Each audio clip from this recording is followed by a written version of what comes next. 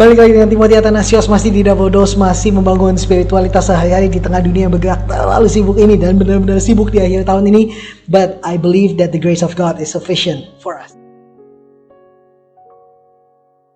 31 Desember, hari terakhir di tahun ini, tahun 2020 yang begitu mengejutkan, banyak naik turunnya. Dan saya ingin menutup tahun ini dengan satu hal yang berjudul Ebenezer. Tuhan masih menolong.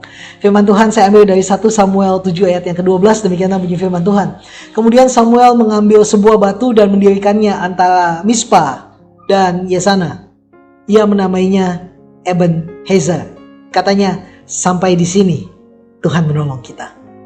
Era Samuel adalah era peralihan dari kepemimpinan hakim-hakim menuju ke era monarki dalam sejarah Israel. Penting untuk dicatat bahwa bangsa Israel telah berulang kali ditindas oleh orang Moab, Midian, Amori, dan sebagainya. Dan berulang kali pula Tuhan mengangkat seorang hakim untuk membebaskan umatnya. Pertama-tama dari cara hidup mereka yang jahat, dan yang kedua dari penindasan orang asing. Ingat ya, Tuhan mengangkat hakim untuk membebaskan umatnya dari dua hal. Yang pertama adalah dari cara hidup mereka yang jahat, dan yang kedua adalah dari penindasan orang asing.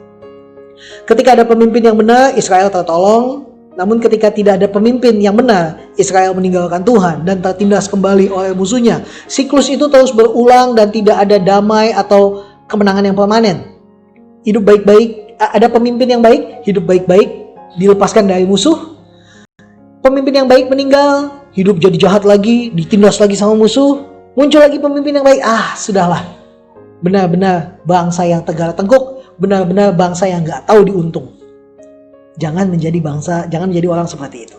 Namun demikian, Samuel justru memberikan penghiburan pada umat Allah. Ketika ia mengatakan, sampai dengan hari ini pun, Tuhan masih menjadi tempat kita meminta pertolongan. Di akhir tahun 2020 ini, Tuhan masih menjadi tempat kita meminta pertolongan. Menolong adalah pekerjaan ilahi, bukti karya Allah sebagai tempat pertolongan abadi. Kan ya, tempat pertolongan abadi. Satu-satunya yang tidak jemu-jemu menolong umatnya. Bahkan ia mengambil inisiatif menolong ketika kita terlalu sakit untuk memanggilnya. Percaya saja, bahkan sekalipun jika hari ini belum terlihat baik adanya, Tuhan masih terus menolong. Dan ia masih belum selesai dengan Anda. Tapi aku menderita semua ini dan aku tidak malu karena aku tahu kepada siapa aku berharap. Karena aku tahu Ia berkuasa untuk memeliharakan apa yang sudah dipercayakannya padaku sampai harinya kelak. Hari ini, mari kita datang pada Tuhan, menutup tahun ini dengan gilang gemilang bahwa Tuhan itu setia dalam hidup kita. Dan memasuki tahun yang akan datang dengan membawa kesetiaan kita pada satu Tuhan yang begitu mengasihi kita. Sampai dengan hari ini, Tuhan masih menolong kita. Selamat menutup tahun. Saya berdoa untuk setiap saudara. Amah mulia dalam Gusti. Tuhan Yesus memberkati.